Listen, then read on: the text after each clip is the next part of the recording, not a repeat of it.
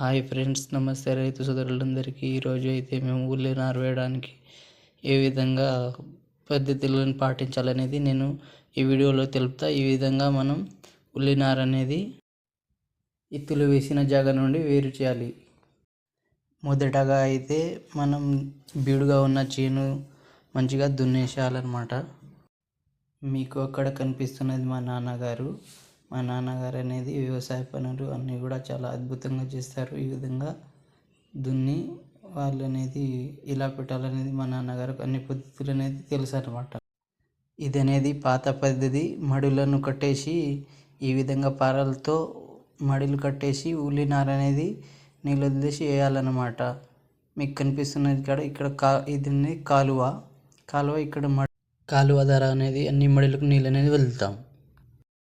మేము చాలా కష్టపడి కట్టాము. ఇది సరిగా లెవెల్ అనేది లేదు. భూమి ఒక సైడు గడ్డ, ఒక సైడు గుంత అనేది ఉంది. ప్లీజ్ సబ్స్క్రైబ్ చేయండి. కష్టపడి మేము కడుతున్నాం. లైక్ చేయండి ప్లీజ్. ఈ విధంగా కనిపిస్తుంది కదా అక్కడ మా నార. ఇక్కడ మీకు కనిపిస్తున్నది ఉల్లి నార అనేది మేము వేసింది. ఇది అనేది డ్రిప్ పైపులు కాకుండా మడి కట్టేసి ఇది చాలా కష్టమైన పనిగా మనకు ఉంటుంది.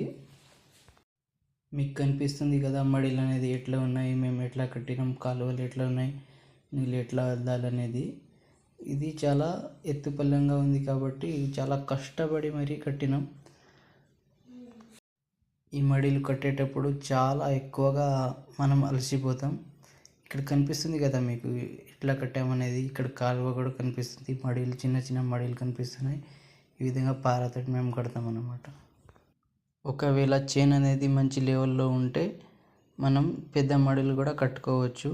చేను అనేది లెవెల్ లేకపోతే అది మనం చాలా కష్టపడాల్సి ఉంటుంది.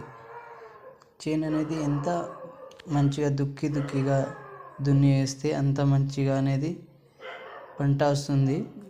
ఇక్కడ కనిపిస్తుంది కదా మీకు మేము ఎట్లా దుక్కిగా దున్నాం. ఇది పెద్ద మడి అనమాట, కొద్దిగా లెవెల్ ఉంది. ఇది మా ఉల్లి నార్ మేము వేసింది అన్నమాట, ఇత్తులు చల్లింది. మనం ఇత్తులు వేసిన జాగా నుండి ఉల్లి నారు అనేది వేరు చేసి మనం నాటాల్సి వస్తుంది. అదేవిధంగా ఇది అచ్చుకట్టు వేస్తాం. ప్లీజ్ సబ్స్క్రైబ్ చేయండి, లైక్ చేయండి, షేర్ చేయండి, కామెంట్ చేయండి. ఏమన్నా డౌట్ ఉంటే మీకు ఈ వీడియోలో. ఈ విధంగా మీకు కనిపిస్తుంది కదా ఇదంతా మా ఉల్లి నారు అనమాట. ఎలా కనిపిస్తుంది చూడండి ఫ్రెండ్స్. కొద్దిగా వర్షం పడి కూడా కొద్దిగా ఏదో కాలిపోయినట్టుగా కొద్దిగా కనిపిస్తుంది. అందులో గడ్డి కూడా కొద్దిగా ఎక్కువైంది దాని పక్క కూడా. ఈ విధంగా అనేది పీకిన నారుని ఈ విధంగా సెట్ చేసుకోవాలన్నమాట. ఎక్కువ తక్కువ అయినా కానీ నారు వేయడానికి చాలా కష్టంగా అవుతుంది. మనం వాటిని పైన ఆ ఆకులు అనేది కోయాల్సి వస్తుంది. ఇక్కడ కనిపిస్తుంది కదా ఇక్కడ మొత్తం కూడా మా నాన్నగారు అక్కడ వేరు చేస్తున్నారు అనమాట. ఈ విధంగా కోసి మనం గుళ్ళలో మంచిగా పెట్టాలి, కట్టగట్టి పెట్టాలి. లేకపోతే అవి మొత్తం కూడా చిక్కుగా అయి మనకు పట్టడానికి చేతిలో రాకుండా అయిపోతుంది అనమాట. ఇక్కడ చూడండి ఎట్లా పీకాలనేది. ఒకటి పట్టి పీకాలి. ఎక్కువగా పట్టి పీకితే అవి మొత్తం ఎక్కువగా పట్టి లాగినప్పుడు అవి మన నోట్లో ఆకు అనేది ఎట్లా నములుతామో ఆ విధంగా అనేది అయిపోతుంది అన్నమాట.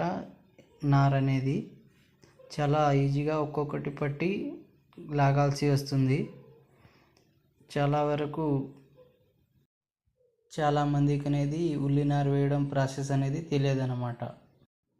ఎప్పుడైతే మనం నార అనేది లాగినప్పుడు గట్టిగా వస్తుందో ఆ సమయంలో ఈ విధంగా కట్టె అనేది తీసుకొని మనం ఆ నారుని చాలా ఈజీగా అనేది తీసుకోవచ్చు అన్నమాట.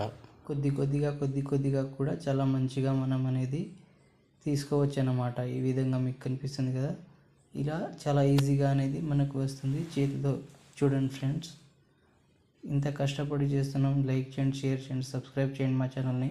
ఇక్కడ వేస్తున్నారు కదా కూలీ వాళ్ళు అనేది వచ్చి ఈ విధంగా నాటు అనేది వేస్తారన్నమాట. సేమ్ మన వరి నాటు వేసినట్టే అంతే ప్రాసెస్ అన్నమాట. కానీ దీనికి చాలా మంచిగా ఈ విధంగా ప్రాసెస్ చేసి కట్టి వేయాలన్నమాట. ఇలా మడిలు కట్టిన సమయంలో ఏమవుతుందంటే వర్షం కారణంగా అక్కడక్కడ మీకు కనిపిస్తూ ఉండొచ్చు మొత్తం కూడా మడిలు మడిలంతా కూడా నిండి వర్షం కారణంగా ఇలా కట్టలు అనేది కొట్టుకుపోతాయి అన్నమాట.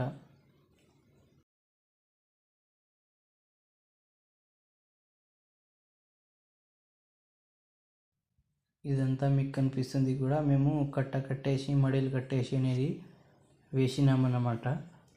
ఇక్కడ చూస్తున్నారు కదా మీరు, కాలువలు మడిలు అనేది కొద్దిగా కొట్టుకుపోయినాయి వర్షం కారణంగా. ఈ సంవత్సరం అనేది చాలా ఎక్కువగా వర్షం పడింది. ఇక్కడ మేము కలుపు తీస్తున్నాం. ఈరోజు అయితే ఉల్లినారులో కలుపు తీసేటప్పుడు చాలా జాగ్రత్తగా అనేది తీయాల్సి వస్తుంది.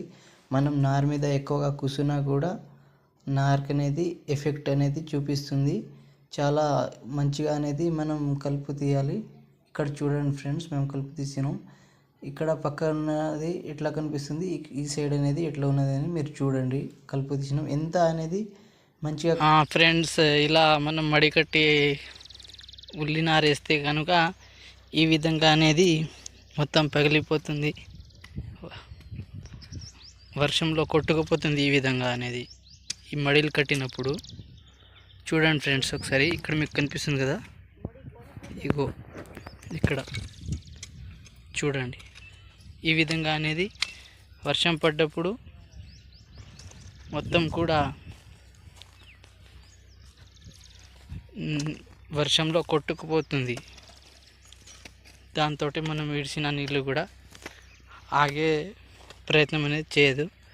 మొత్తం ఏ విధంగా కాలువ పోతుందో ఆ విధంగా కొట్టుకొని వెళ్ళిపోతుంది అన్నమాట. ఇది మట్టి అనేది మొత్తం చూడండి.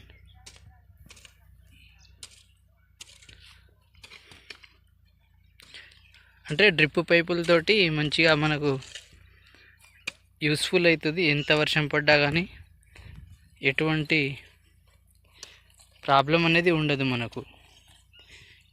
ఇది కాలువ, దీంతో నీళ్ళు పారబెట్టాలి. అని ఇక్కడ ఎక్కువగా మొత్తం కొట్టుకుపోయింది, ఎటు సంబంధం లేకుండా కనిపిస్తుంది మనకి. ఇక్కడ మా నాన్నగారు అయితే ఇక్కడ కడుతున్నారు, ఎక్కడెక్కడ కొట్టుకుపోయింది అనేది. డ్రిప్ పైపు చాలా ఉపయోగకరంగా ఉంటుంది. ఈ విధంగా కష్టపడే తత్వం చేయనీయదన్నమాట మనకు. ఇది కూడా మొత్తం కడుతున్నారు.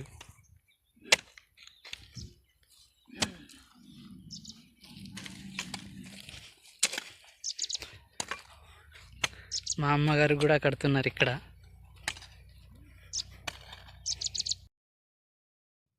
ఈ విధంగా డ్రిప్ పైప్ వేసినప్పుడు అనేది మనకు పని అనేది చాలా సులభంగా ఉంటుంది. ఎటువంటి ఎక్కువ కష్టం అనేది మనకు కలగదన్నమాట. ఈ విధంగా చూడండి, మీకు కనిపిస్తుంది కదా ఇక్కడ డ్రిప్ పైప్ అనేది చాలా ఈజీగా అనేది మీరు పంట అనేది మంచిగా దిగుబడి కూడా రావచ్చు. నీళ్ళను కూడా సేవ్ చేయొచ్చు అన్నమాట, వృధా చేయకుండా. ఎక్కువగా తక్కువ నీళ్ళతో ఎక్కువ పంట అనేది మనం పండించవచ్చు. ఇది చాలా ఎక్కువగా అంటే చాలా తక్కువ నీళ్ళు అనేది ఉన్న రైతులకు ఈ విధమైనది డ్రిప్ పైపులు అనేది చాలా ఉపయోగకరంగా ఉంటుంది. మనం ఎక్కువ కష్టపడాల్సిన అవసరం లేదన్నమాట ఈ విధంగా అయితే.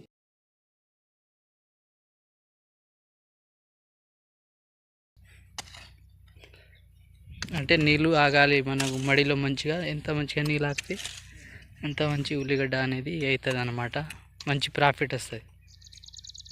ఒక రైతుగా నేను పడే కష్టానికి లైక్, షేర్, సబ్స్క్రైబ్, కామెంట్ చేశారని నేను ఆశిస్తున్నాను.